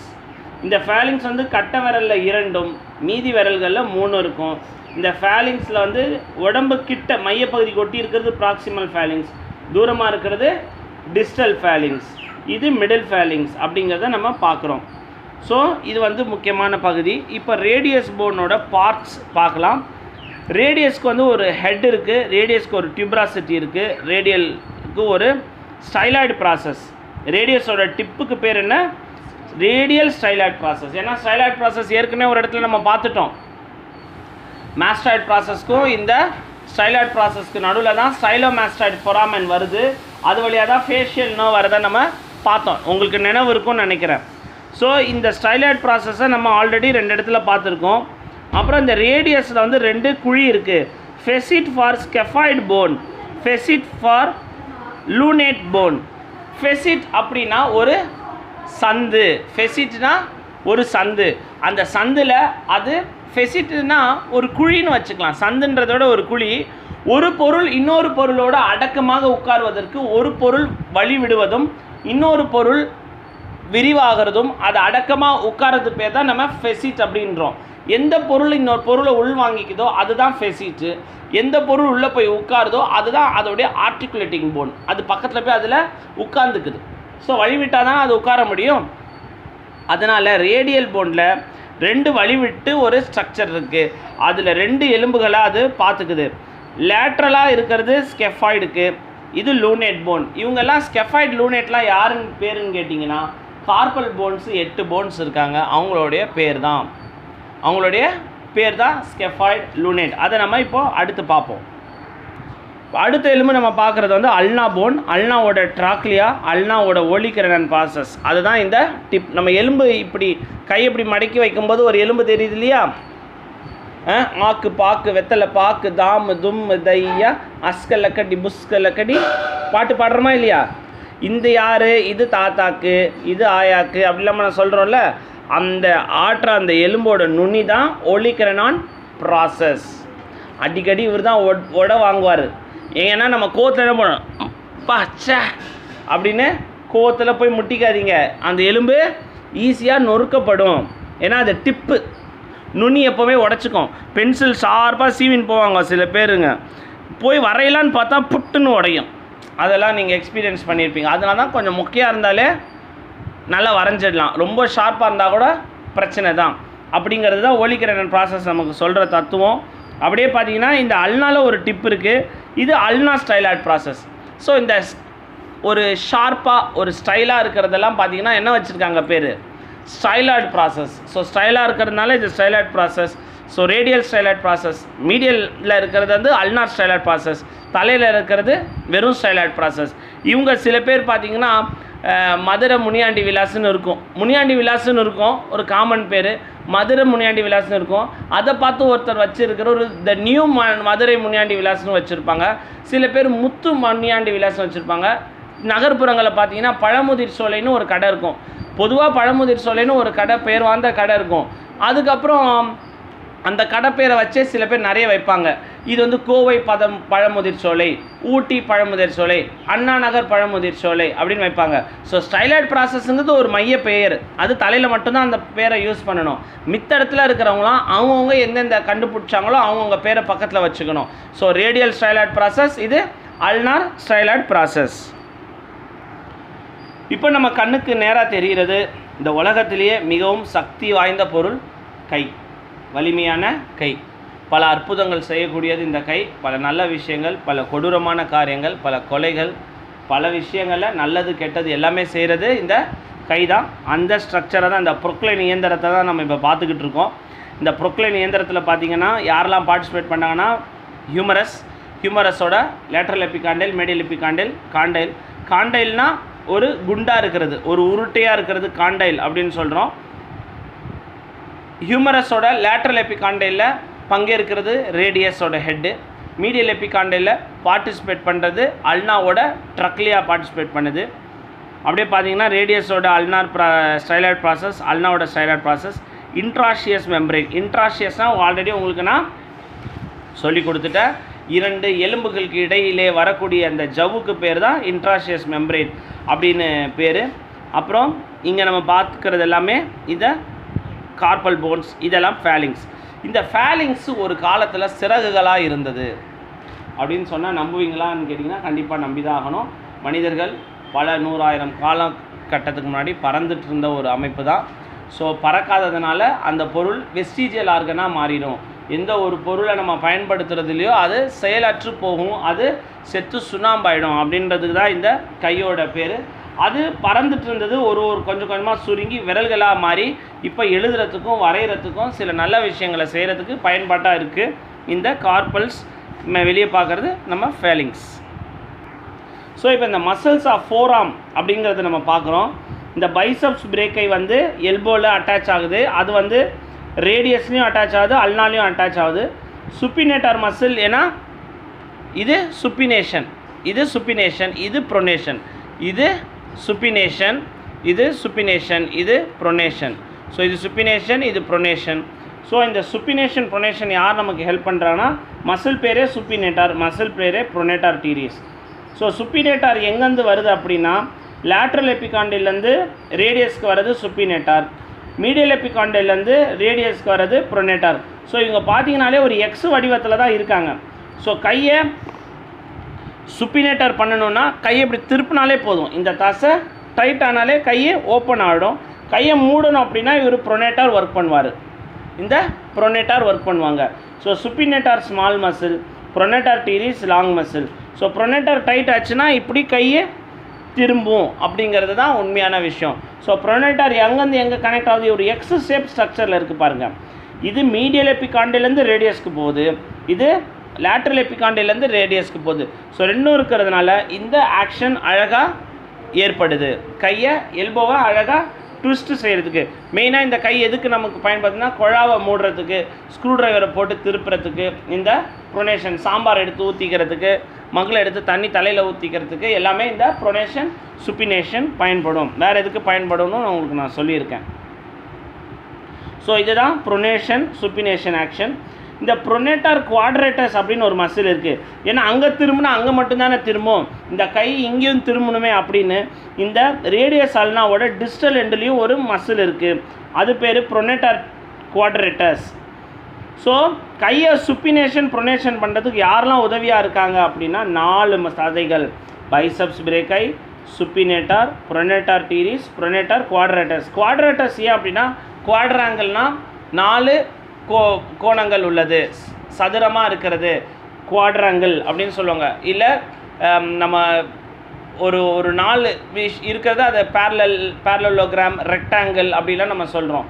ஸோ 4 இருக்கிறதுனால குவாட்ராங்கிள். ஸோ இது வந்து குவாட்ரேட்டஸ் அப்படின்னு சொல்கிறோம். So pronator quadratus. So muscles participating in pronation and supination of the ஃபோராமும் முக்கியமான ஒரு கேள்வி தான், அதுவும் ஒரு வினா கேள்வி தான். ஸோ அதையும் கேட்பாங்க. ஸோ இந்த பகுதி உங்களுக்கு நல்லா தெரியணும். இந்த ப்ரொனேஷன் சுப்பினேஷன் அந்த படம் வரைஞ்சோன்னே ஹியூமரஸு, இந்த பக்கம் ரேடியஸு, இந்த பக்கம் அல்னா, சுப்பினேட்டார், ப்ரொனேட்டார் டீரிஸ், கீழே ப்ரொனேட்டார் குவாட்ரேட்டஸ். ப்ரொனேட்டார் டீரிஸ் எங்கேருந்து அட்டாச் ஆகுது நமக்கு தெரியணும். மீடியல் எபிகாண்டிலேருந்து ரேடியஸு, லேட்ரல் எபிகாண்டிலேருந்து ரேடியஸ்க்கு வர்றது சுப்பினேட்டார். ப்ரொனேட்டார் குவாட்ரேட்டஸ் வந்து ரேடியஸ்க்கும் அல்னாவும் கனெக்ட் ஆகுது. பைசப்ஸ் உங்களுக்கு தெரியும், மேலே கிளீனாய்ட் லேப்ரமும் கொரக்காய்ட் ப்ராசஸ்லேருந்து வந்து ரேடியஸ் அல்னால வந்து கனெக்ட் ஆகுது. ஸோ உங்கள் அசைன்மெண்ட்டில் ஃபிகர் நம்பர் 7.80 பேஜ் நம்பர் 692 அதில் இருக்கக்கூடியது வரைஞ்சிக்கோங்க. ஸோ அப்புறம் இந்த ரிஸ்ட்டில் அப்டக்ஷன் அடக்ஷன் நடக்கும். அங்கே வந்து அன்கோனியஸ் அப்படின்னு ஒரு மசில் இருக்குது பின்னாடி பின்பகுதியில், அந்த மசிலையும் நம்ம பிறகு பார்க்கலாம். ஓகே, இதோட இந்த கிளாஸை நம்ம முடிவு செய்யலாம். நீங்கள் மிகவும் பொறுமையாக காத்திருக்கிற இந்த வார்த்தை. ஸோ அடுத்த பகுதியில் நம்ம என்னென்ன பார்க்க போகிறோன்னா ஃப்ளெக்ஸார்ஸ் எக்ஸ்டென்சார்ஸ். உலகத்திலே மிகவும் வலிமையானது, மூளை சொல்லக்கூடிய எல்லா விஷயத்தையும் உலகத்தில் செயலாக மாற்றுவது இந்த கை தான். அந்த வலிமையான கையை பற்றி தான் நம்ம பார்க்க போகிறோம். அந்த கைகள் எவ்வளோ, ஒரு சில பேர் நல்லா வரைகிறாங்க, அந்த வரையாதவங்களுக்குலாம் வரைகிறவங்கள பார்க்கும்போது ஒரு பொறாமையாக இருக்கும். எப்படி வரைகிறாங்கன்னு ப்ராக்டிஸ் தான். வரைகிறவங்கன்னு பிறக்கிறவங்க இல்லை, வரைய ஆர்வம் இருக்கிறவங்க, பழகிறவங்க கொஞ்சம் கொஞ்சமாக வரைய ஆரம்பிக்கிறாங்க. இந்த கையில் பல அற்புதங்கள் எப்படி நடக்குது, இந்த அற்புதம் செஞ்சிருச்சே உன் கை அப்படின்னு சொல்லுவோம். இந்த அற்புதங்கள் கையில் எப்படி நடக்குது, இதில் ஃப்ளெக்ஸார்ஸ் எக்ஸ்டென்சார்ஸ் தான் ரொம்ப ரொம்ப முக்கியம். கையை நீட்டுறதுக்கு, மடக்கிறதுக்கு ஃப்ளெக்ஸார், நீட்டுறதுக்கு எக்ஸ்டென்சார், அதை பற்றிலாம் நம்ம பார்க்க போகிறோம். அப்புறம் கையில் இருக்கிற அந்த vein structure, vein artery nerve பற்றி பார்க்க போகிறோம். ஈஸியாக தான் இருக்க போகுது. ஸோ இந்த பிரேக்கியோரேடியாலிஸ், எக்ஸ்டென்சார்ஸ் எல்லாம் பின்னாடி இருக்குது. எக்ஸ்டென்சார் டிஜிட்டோரம், டிஜிட்டை மினிமை, எக்ஸ்டென்சார் கார்பை அல்னாரிஸ், பேர்லாம் வந்து அந்த அந்த எங்கே உறுப்பில் போய் அட்டாச் ஆகுதோ அந்த பேர் இருக்கும். அதை பற்றி தான் பார்க்க போகிறோம். ஃப்ளெக்ஸார்ஸ், ஸோ கண்டிப்பாக ஃப்ளெக்ஸார்ஸ் ஒரு நாள், எக்ஸ்டென்சார்ஸ் ஒரு நாள் தான் எடுக்க போகிறோம். ஏன்னா கை வந்து நான் உங்களுக்கு சொல்லியிருக்கேன், மூளையிலேயே மிகவும் அதிகமான இடத்த பிடிச்சிருக்கிறது மூளை தான். பல ஆக்டர்ஸ் இருந்தாலும் the best actor award goes to அப்படின்னு பார்த்தீங்கன்னா ஒரு தலை சிறந்த ஆக்டருக்கும் நிறைய பேர் பார்க்கக்கூடிய அந்த படத்துக்கு தான் இருக்கும். அந்த மாதிரி உடம்புல பல உறுப்புகள் இருந்தாலும் மூளை வந்து ரொம்ப ரெஸ்பெக்ட் கொடுக்கறது. இவர் தான்ப்பா தங்கம், இவர்கிட்ட சொன்னால் அப்படியே செய்வாருன்றது யாரை நம்புது அப்படின்னு பார்த்தா கண்ணுக்கு அடுத்தபடியாக நம்ம கையை தான் நம்புது.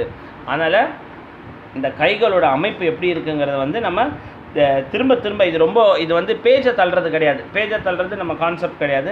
ஸோ நல்ல ஆழமாக இதை அழுத்தமாக நம்ம புரிஞ்சுக்கணும். கார்பல் போன்ஸ் எப்படி அமைக்கப்படுது, கார்பல் போன்ஸ் அப்படின்னு பார்த்தீங்கன்னா இந்த கார்பல் டனல், கையே பருமன் ஆயிடுச்சுன்னா இந்த நரம்புகள்லாம், அதனால தான் இந்த குண்டாக இருக்கிறவங்களாம் ஓபியில் வந்து என்ன சொல்லுவாங்க, சில ஆன்டிஸ்லாம் வருவாங்க, குண்டாக இருக்கிறவங்க சொல்லுவாங்க, கை எனக்கு மரத்து போடுறது, கையில் எது தூக்குனாலும் தொடரதே தெரியல, டக்குன்னு கரண்டி கையிலேருந்து விட்டுடுது. அதுக்கு காரணம் என்னென்னா வலிமையான இந்த கையில் கொழுப்புகள் நிறைய படிஞ்சிருச்சு அப்படின்னா அதோடைய வேலையை குறைச்சிடும். இப்போ ஒரு கதவு கிட்ட போகிற வர வழி ஃப்ரீயாக இருக்கணும், 4 பேர் குண்டாக நின்றுட்டாங்கன்னா போகிற வர வழி இருக்குமா? அந்த மாதிரி கொழுப்பு இருக்க வேண்டிய இடத்துல தான் இருக்கணும். ஸோ அது வந்து இடுப்பு பகுதியில் இருக்கலாம், பட்டக்ஸில் இருக்கலாம், பிரஸ்ட்டில் இருக்கலாம், அந்த ஜாயின்ஸில் அட்டாச்மெண்ட்டில் இருக்கலாம். தேவையில்லாத இடத்துல இந்த வயிறை சுற்றி இருக்கிற கொழுப்புகளாக இருந்ததுன்னா பல நல்ல வேலைகளை செய்ய வந்து அதுவே ஒரு இடையூறாக இருக்கும். அந்த மாதிரி இந்த கொழுப்பு கையில் அதிகமாக படிஞ்சதுன்னா இடையூறாக இருந்து கார்பல் டனல் சிண்ட்ரோம் அப்படின்னு இருக்கும். அப்புறம் இந்த விரல்கள், அற்புதமான இந்த விரல்கள், லேடிஸ் ஃபிங்கர் அப்படின்னு சொல்கிறோம்.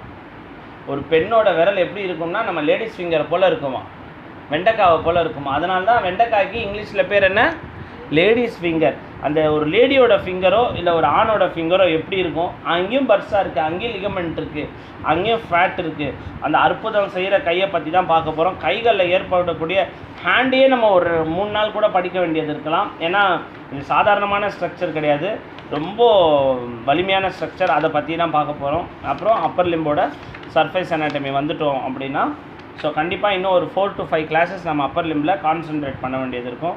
Thank you, have a nice day.